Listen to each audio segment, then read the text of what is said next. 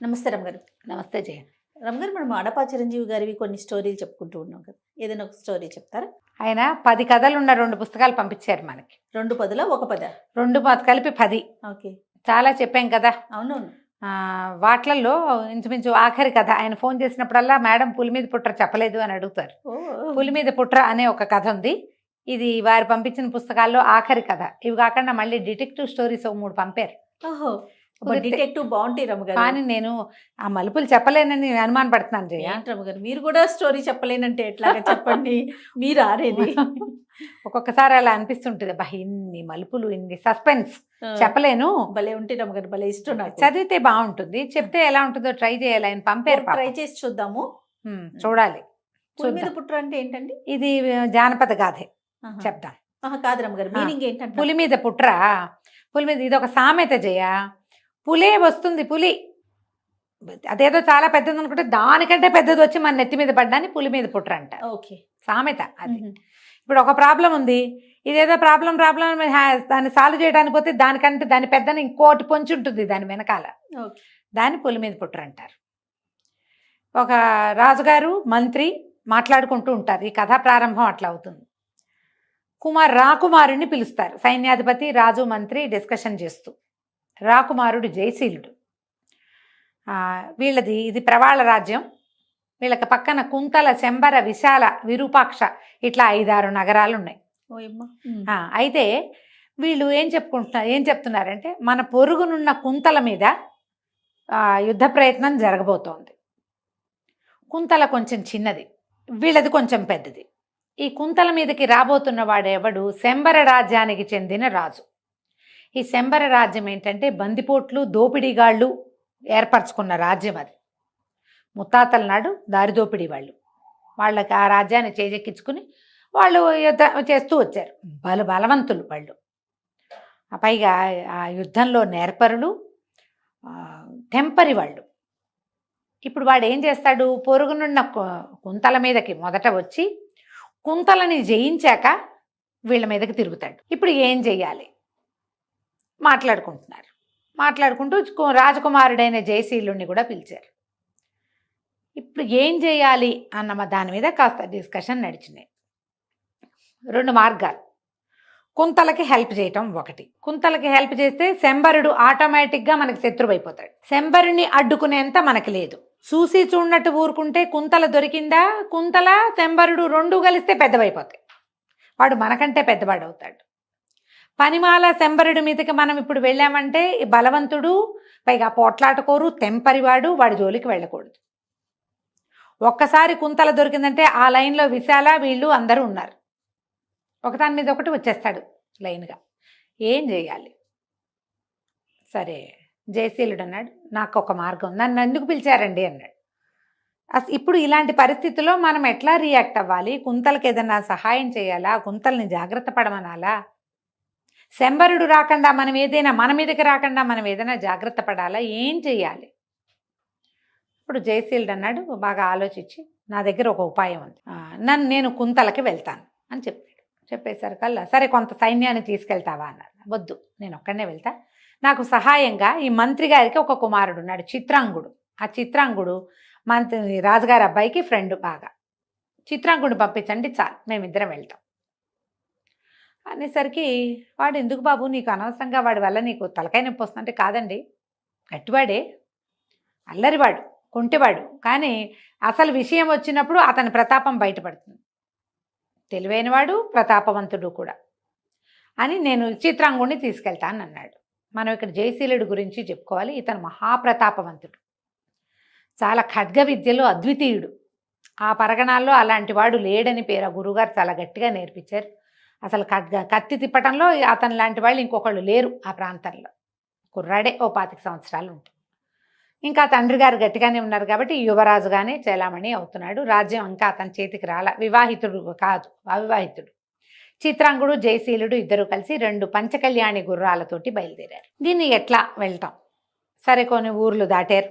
వీళ్ళు రాచరికపు వ్యవహారం ఏమీ కనపడకుండా సామాన్య సైనికులు లాంటి వేషాలలో, అంటే సింపుల్ బట్టలు, నగా నాణ్యం లేకుండా, ధనం దాచుకుని సంచుల్లో పెట్టుకున్నారు. కానీ వాళ్ళ చేతుల్లో ఏం లేవు.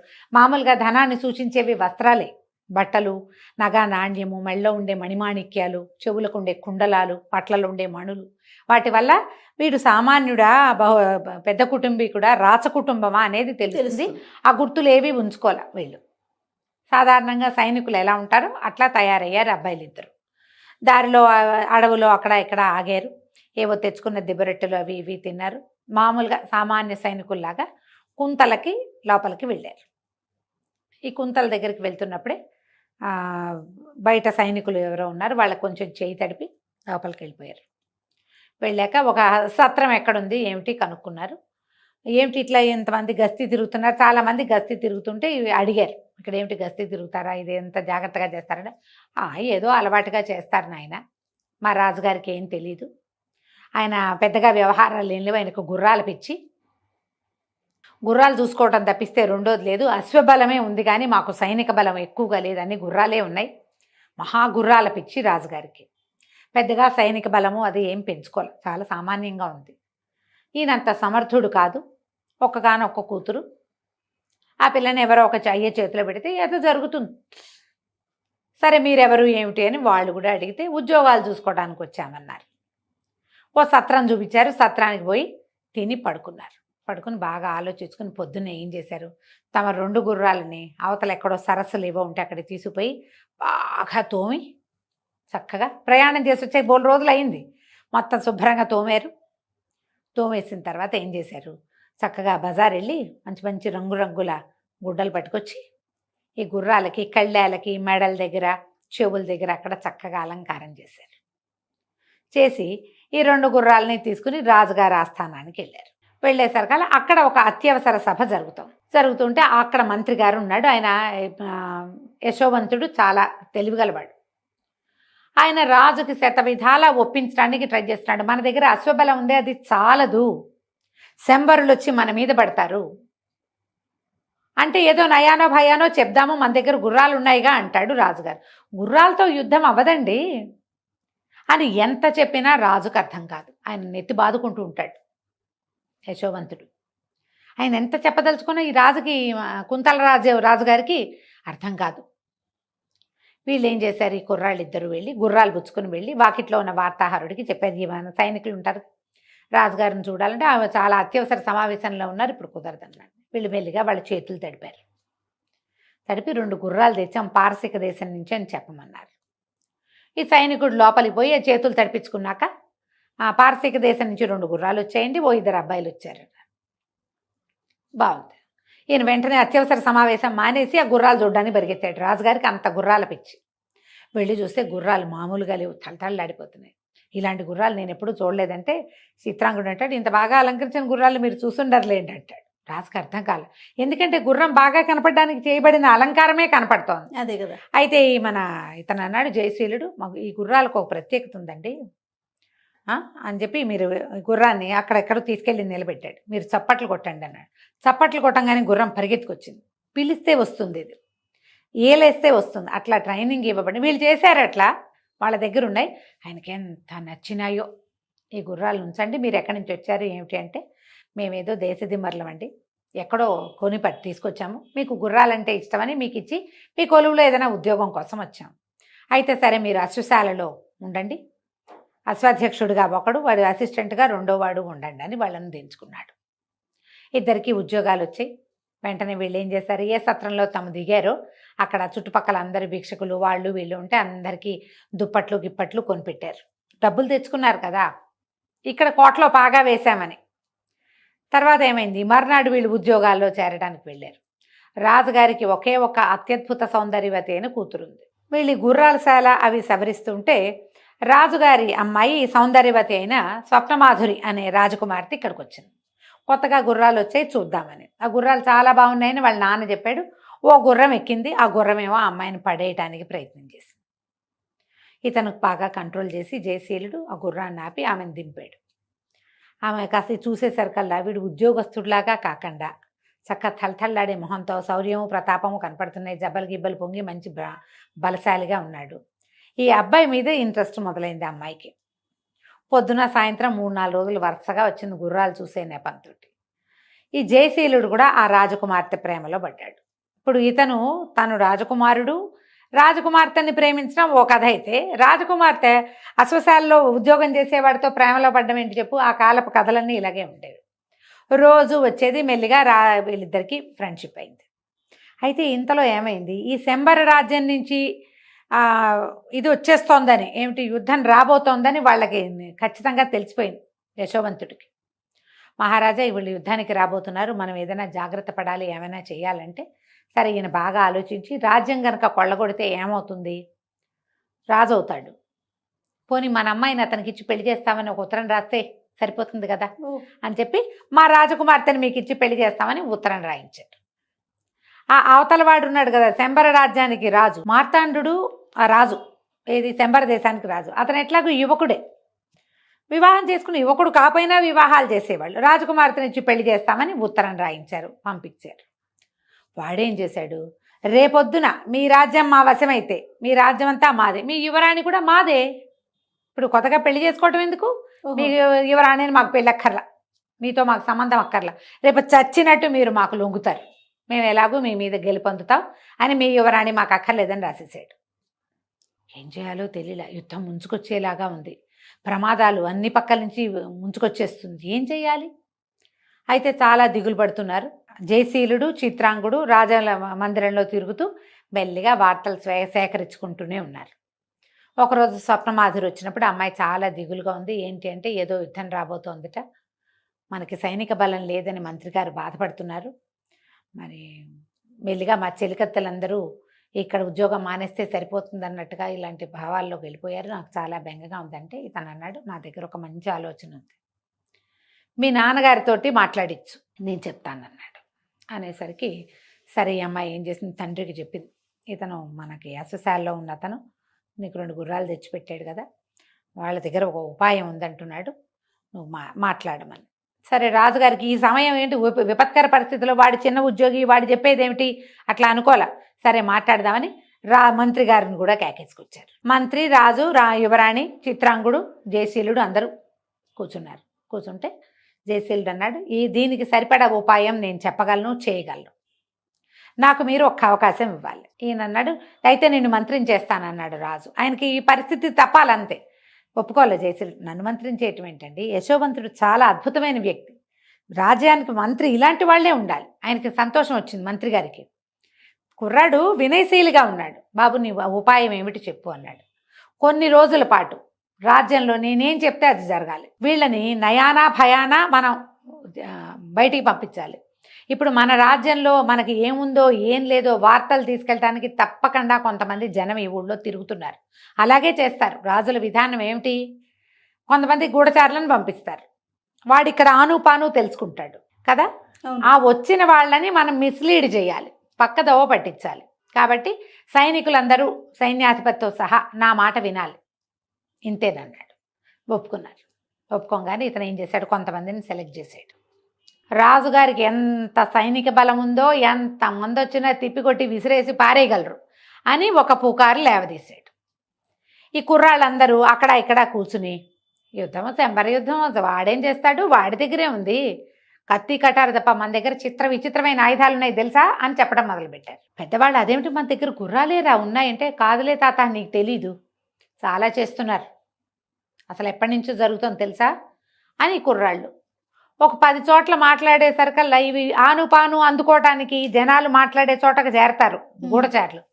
అయ్యి బాబోయ్ వీళ్ళ దగ్గర గుర్రాలు ఉన్నాయనుకున్నా, వీళ్ళ దగ్గర అదేదో ఉందా అని వాళ్ళు ఒక్కొక్కడు తెలుసుకోవటం మొదలుపెట్టారు.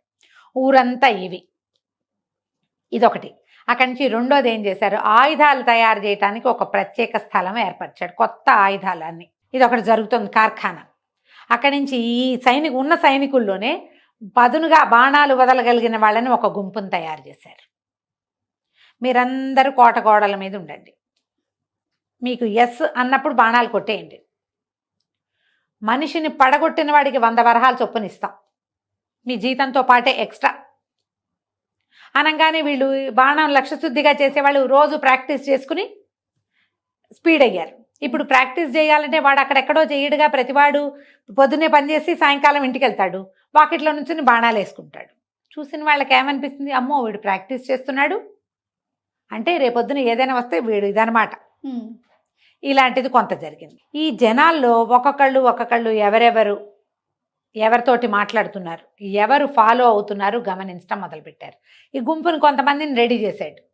ఎవరైతే ఈ విషయాలు వింటున్నట్టుగా ఒక్కొక్క చోట విషయాలు సేకరిస్తున్నట్టుగా కనపడుతున్నారు, కామన్గా ప్రతి చోట కనపడుతున్న మొహాలు ఏమిటి, వీటి అబ్జర్వేషన్. ఇప్పుడు ఒకసారి కనుక ఈ పని మొదలు పెడితే అన్నీ అబ్జర్వ్ చేస్తారు. చిత్రాంగుడు కూడా ఈ పనుల్లో ఉత్సాహంగా పాల్గొనటం మొదలుపెట్టాడు. ఏం చేశారంటే ఒకరోజు రాత్రి ఈ జనాలు కాస్త కొంతమంది మాట్లాడుకుంటుంటే ఒకడు మాట్లాడుతున్న వాళ్ళ దగ్గరికి వచ్చాడు. అదేంటి మీ దగ్గర ఇదివరకు ఏం ఉండేవి కాదే, ఇప్పుడు ఎలా వచ్చాయి అని అడిగాడు. ఇప్పుడు రావటం ఏంటి, ఎప్పటి నుంచో వచ్చినాయి, ఏనాటి నుంచో చేస్తున్నారు, ఎన్ని ఆయుధాలు తయారవుతున్నాయో అసలు ఒక్కొక్క దాన్ని చూస్తే కళ్ళు తిరిగిపోతున్నాయి అన్నాడు చిత్రాంగుడు. వాడు కొండగొర్రెలాగా చూస్తున్నట్టు అలా చూస్తున్నాడు అనమాట. కాసేపు అయ్యాక మాటలన్నీ అయిపోయాక వాడు నడిచి వెళ్ళటం చూశాడు చిత్రాంగుడు.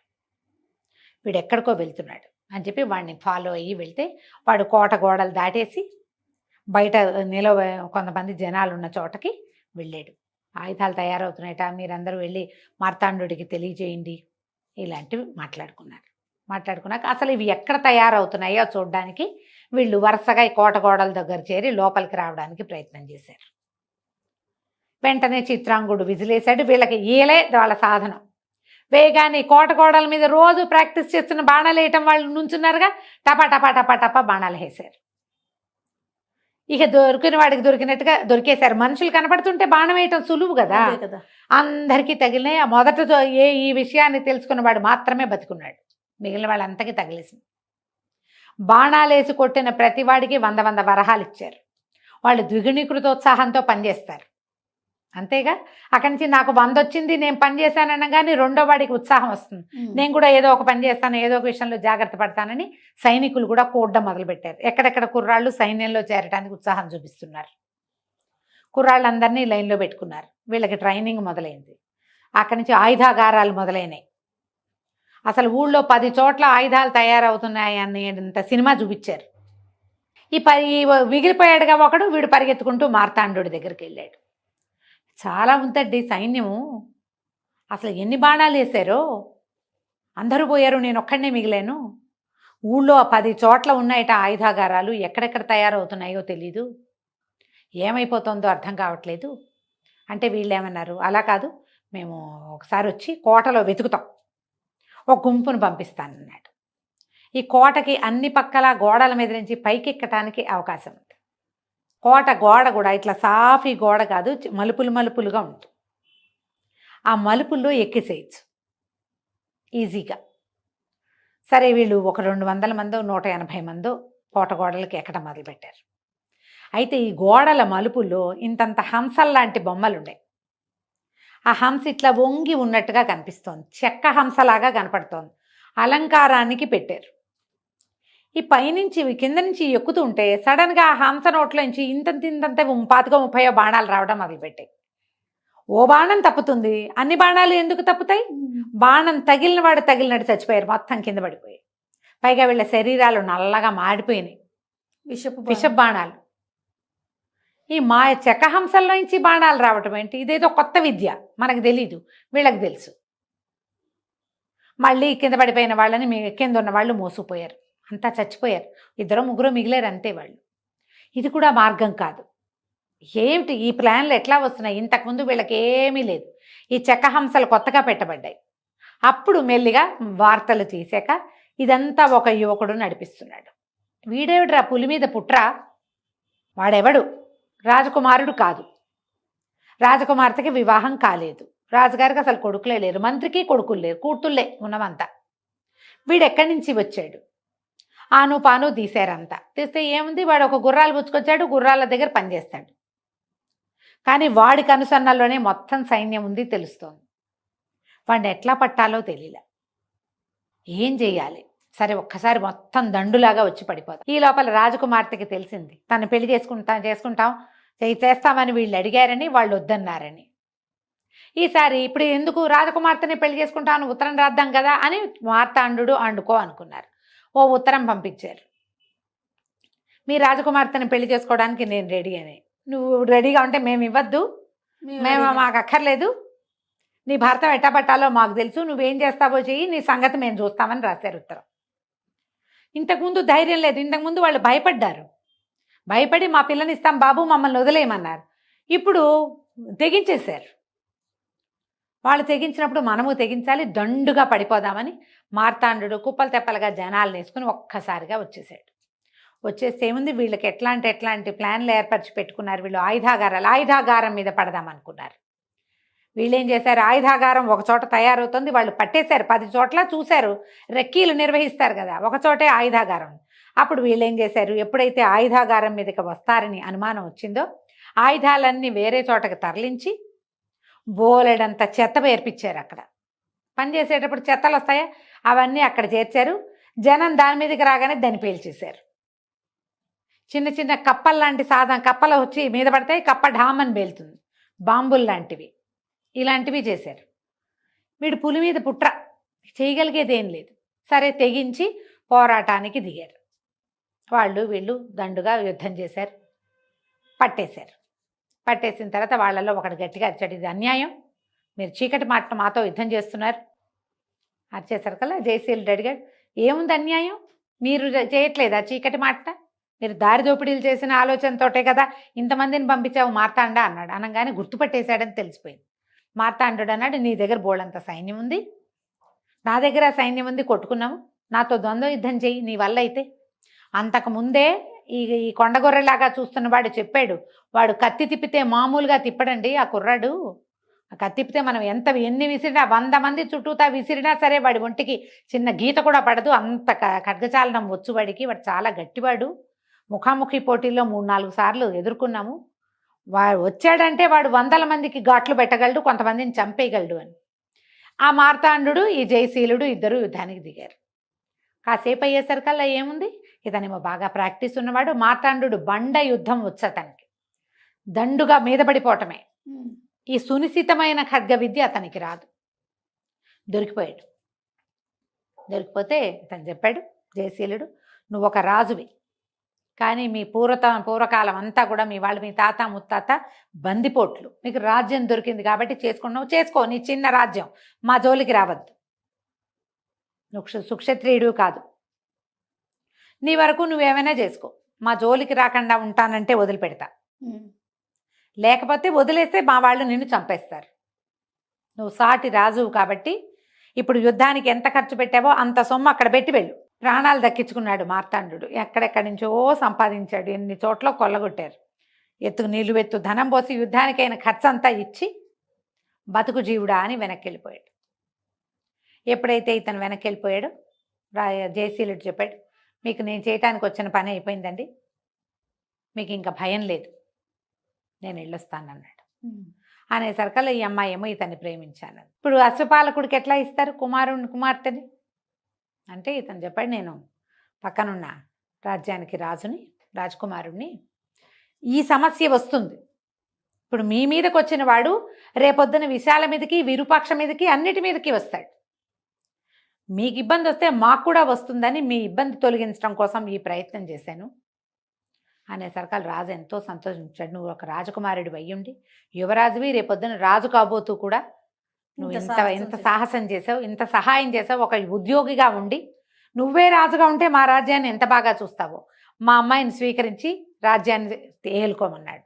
తను ఒప్పుకోలే, మీ అమ్మాయిని స్వీకరిస్తా, రాజ్యం నాకు ఇప్పుడు వద్దు, మీద రాజ్యాన్ని మీరే ఉంచుకోండి, యశోవంతుడు అద్భుతమైన మంత్రి, ఆయన ఆ సలహాని పాటించండి, ఆయన మంత్రాంగంతో రాజ్యం చేసుకోండి అని చెప్పి స్వప్నమాధురిని వెంబడి పెట్టుకుని తీసుకుపోయాడు. స్వప్నమాధురి పక్కన ఇంకో చెలికత్తి ఉంది, ఆ చెలికత్తని చిత్రాంగుడికి ఇచ్చి వివాహం చేస్తామన్నారు. తీసుకుని వెళ్ళిపోయాక అక్కడ పెళ్లి ఏర్పాట్లు చేసుకున్నాక వీళ్ళందరూ వివాహానికి వచ్చారు. వీళ్ళిద్దరూ కలిసి ఉన్నారు, కలిసి హాయిగా ఉన్నారు. అయితే ఈ మార్తాండుని ఎప్పటికప్పుడు దారిలో పెట్టాలి, మనమే మార్తాండుని జయించి వాడి రాజ్యాన్ని సొంతం చేసుకోవాలి అని ఆలోచిస్తూ సుఖంగా హాయిగా కాలక్షేపం చేశారు. పులి మీద పుట్ర సమాప్తం. బాగుంది రమ్మగారు. నమస్తే. నమస్తే జయ. నమస్తే రమ్మగారు. నమస్తే జయ. రమ్మగారు, విక్రమ బేతాళ కథలు ఏదైనా ఒక చెప్తారా? చెప్తా. ఒరిజినల్ స్టోరీస్లో నుంచి ఒక స్టోరీ చెప్తా. పట్టుబదలని విక్రమార్కుడు మళ్ళీ లోపలికి నడిచాడు, శ్మశానం లోపలికి చెట్టెక్కాడు. బేతాళుడు ఆవహించి ఉన్న మృత కళేబరాన్ని భుజాన్ని వేసుకున్నాడు, నడవడం మొదలుపెట్టాడు. నీ ఓపిక మెచ్చుకుంటున్నాను రాజా, నీకు మార్గాయాసం తెలియకుండా ఒక కథ చెప్తానన్నాడు. పూర్వము విద్యాపురం అని ఒక పెద్ద మహానగరం ఉండేది. దానికి కార్తికేయుడు అని ఒక రాజుగారు ఉన్నారు. రాజుగారికి మహాద్భుత సౌందర్యవతి అయిన భగవతి అనే ఒక కూతురు. పిల్ల భలే అందగత్తె. పిల్లకు ఒక 14, 16 సంవత్సరాలు వచ్చాయి. ఓ 16 ఏళ్ళు వచ్చాక ఇంకా స్వయంవరము వ్యవహారము దాకా రాల. వివాహం ఆలోచన చేస్తున్నారు. పిల్లకు మాత్రం ఊహలు చాలా ఉన్నాయి.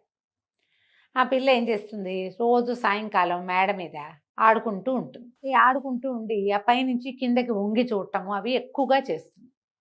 ఏమిటంటే పిల్లకి జనాకర్షణ మీద ఆసక్తి. జనాలు ఎవరైనా వచ్చేపోయే వాళ్ళు ఎవరైనా తనకేసి చూస్తే సంతోషంగా ఉంటుంది. ఆ వయసులో ఉన్న ఆడపిల్లలకి అది సహజమైన క్రియ. అందుకని ఈ దాసదాసి జనం కూడా ఆ అమ్మాయి ఎంతసేపు కిందకు చూస్తుంటే కాదనేవాళ్ళు కాదు. సరదా పడుతోందిలే, ఏముందా వివాహం కాస్త అయ్యాక ఆవిడ అంతఃపుర స్త్రీ అయిపోతుంది అని చెప్పి ఊరుకునేవాళ్ళు. అయితే ఒకరోజు సాయంకాలం మేడల మీద ఆటలాడుకుంటూ ఈ అమ్మాయి కిందకి వంగి చూస్తుంటే ఆ దారిన పోతున్నటువంటి ఒక బ్రాహ్మణ యువకుడు మాధవుడు అనేవాడు కింద వెళ్తూ కనపడ్డాడు. ఆ అబ్బాయి కేసే చూస్తుంది. ఆ పిల్లాడు ఏదో చూస్తూ పైకి చూశాడు. ఈ అమ్మాయి కనపడింది. చూసుకుంటూ నడుచుకుంటూ పోయాడు. అక్కడ దాకా వెళ్ళాక మళ్ళీ చూద్దామనిపించింది. ఈ అమ్మాయి వెనక్కి వెళ్ళిపోయింది. మళ్ళీ వాడు వెనక్కి వచ్చాడు. ఈ అమ్మాయి అబ్బాయి ఉన్నాడో లేదో చూద్దామని మళ్ళీ చూస్తే వాడు వెనక్కి వస్తూ కనపడ్డాడు. వాడు అటు నడిచి ఇటు నడిచి ఇటు నడిచి అటు నడిచి 10 సార్లు అక్కడే పచారులు చేస్తే ఆ పిల్ల పైనుంచి కిందకు చూస్తూ ఇక వాడి చూపులు మార్చుకున్నారు ఇద్దరు. ఆ ఊళ్ళో ఏదో ఒక పెద్ద జాతర లాంటిది జరిగింది. ఈ జాతర చూడ్డానికి రాకుమార్తెని కొద్దిపాటి పరివారంతో పంపించారు రాజుగారు. నలుగురిలోకి వెళ్ళాలి కదా.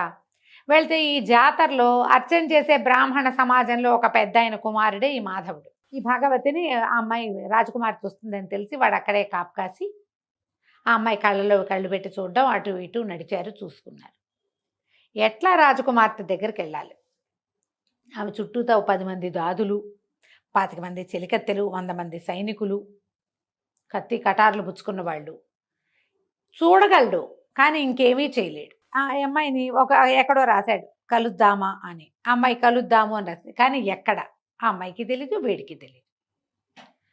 ఇలా అవకాశం వచ్చినప్పుడల్లా ఎంతసేపు ఒకళ్ళనొకళ్ళు చూసుకుంటూ ఉండేవాళ్ళు. వ్యామోహం పిచ్చి పిచ్చిగా పెరిగిపోయింది. ఎలాగైనా రాజకుమార్తెను చేరాలని ఉంది వాడికి. అయితే వాడు ఏం చేశాడు, తమకి స్నేహితుడైన ఒక స్నేహితుడు ఒక చోటకి వెళ్తూ ఉంటాడు, ఒక యోగిని కలవడానికి. ఆ యోగి దగ్గరికి ఈ మాధవుడు కూడా 2-3 సార్లు వెళ్ళాడు. వెళ్ళినప్పుడు ఆయన ఏం చెప్పాడో సందర్భంలో, తీవ్రమైన కోరిక దేని మీద అయినా ఉంటే ఆ కోరిక తీర్చేసుకోవాలి అని చెప్పాడు. చెప్తే వీడు ఆ యోగి దగ్గర ఓపెన్ అయిపోయాడు. నాకు రాకుమార్తె మీద ఉంది తీవ్రమైన కోరిక, ఆమెను కలుసుకోవాలని ఉంది, అది ఎలా కలుసుకోవాలో తెలియటం లేదు అని మీరు ఏదైనా సహాయం చేయండి అని కాళ్ళు పట్టుకున్నాడు. యోగి అన్నాడు, ఓ పంచి, నువ్వు స్త్రీ వేషం వేసుకో, నువ్వు నా కూతురు అని చెప్పి రాజుగారికి అప్పచెప్తా. రాజుగారు ఆడపిల్లలు ఎవరైనా కనుక తనకు అప్పచెప్పబడితే వాళ్ళని తీసిపోయి అంతఃపురంలో పెడతాడు. కన్యాంతఃపురంలోకి ఆటోమేటిక్గా వెళ్ళిపోతావు. నువ్వు రాజకుమార్తెతోటి కావలసిన నాళ్ళు గడుపు, నేను 6 నెలల తర్వాత 3 నెలల తర్వాత వచ్చి నిన్ను వెనక్కి తీసుకుంటా అని చెప్పి కుర్రాడు ఒప్పుకున్నాడు. రాజకుమార్తెకి ఈ ఏర్పాటు తెలియదు, ఆవిడ తెలియదు, వీడే ఏర్పరిచాడు. వీడి తెలివితేటలే అనమాట. ఈ మాధవుడు ఏం చేశాడు, ఆ యోగితో కలిసి ఆడవేషం వేసుకుని ఆడపిల్లలాగా చక్కగా ఓణి అది వేసుకుని తలకేదో పెట్టుకుని వెళ్ళాడు. వెళ్తే యోగి రాజుగారికి నమస్కారం చేసి, బాబు నేను హిమాలయాలకి తపస్సుకి వెళ్తున్నానండి, 4 నెలల్లో తిరిగి వస్తాను, 4 నెలల పాటు నా పిల్లని రక్షించండి, మీ దగ్గర ఉంచుకోండి. ఈ వచ్చిన పిల్ల ఎట్లా కనపడుతోంది, ఓ 16 సంవత్సరాల ఆడపిల్ల, కన్య, అంటే వివాహం కాలేదు. రాజుగారు అన్నారు, అయ్యో అలాగే మా భగవతితో పాటే మీ అమ్మాయి కూడా ఉంటుంది, నేను రక్షిస్తానుగా అన్నాడు. మాధవి అని పేరు పెట్టి ఈ మాధవుణ్ణి అంతఃపురంలోకి ప్రవేశపెట్టారు. వీడు లోపలికి వెళ్ళాక ఈ మిగిలిన ఆడవాళ్ళకి ఎవరికీ తెలియకుండా ఒకనాటి రాత్రి తన స్వరూపం చూపించేశాడు యువరాణికి.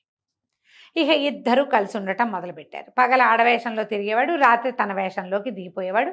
రాజకుమార్తెతోటి స్వేచ్ఛా విహారం చేశాడు వాడు. 2 నెలల పైన గడిచినాయి.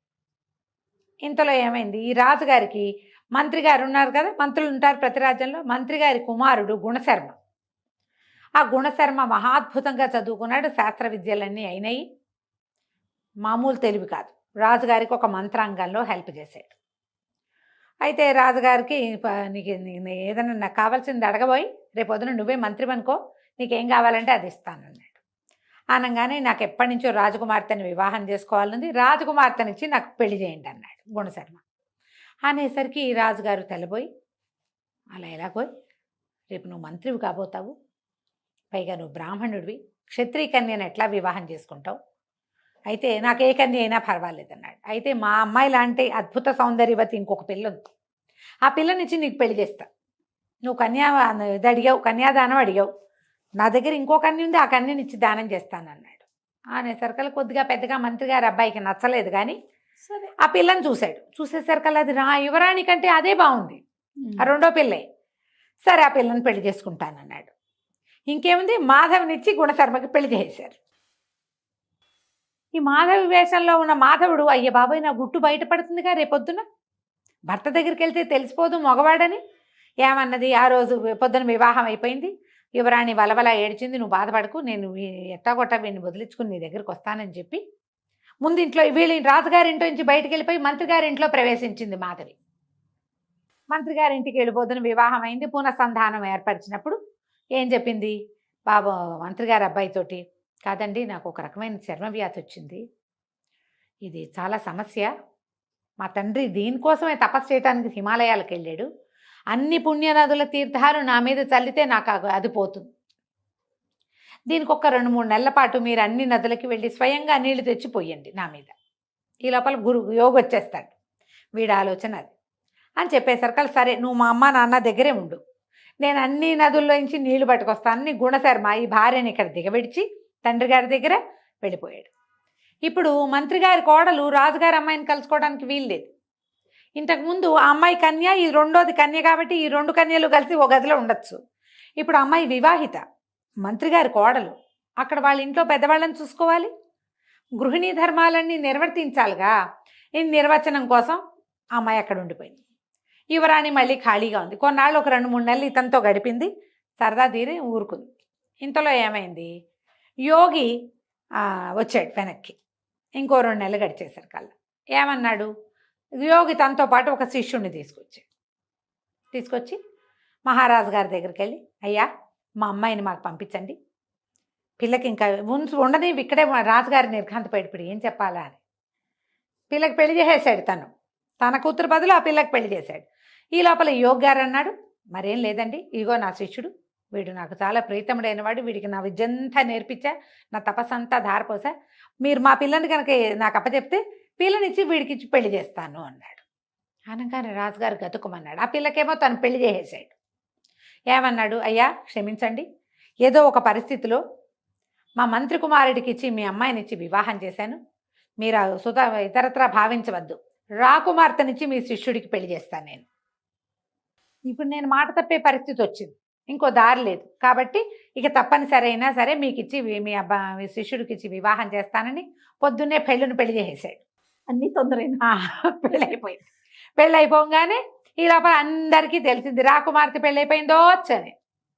అయిపోగానే మంత్రి గారింట్లో కూడా తెలిసిపోయింది. మంత్రి గారింట్లో కోడలి వేషంలో ఉన్న మాధవుడు లబో దిబోమని పరిగెత్తుకుంటూ వచ్చేసాడు. రాకుమార్తెకి పెళ్ళి ఎలా చేస్తారు, నేను ఆమెను ప్రేమించాను, నేను ఆమెతో గడిపాను, ఆమె నాతో గడిపింది, ఈ పెళ్లి చెల్లదు, ఈ పిల్ల నాది అన్నాడు.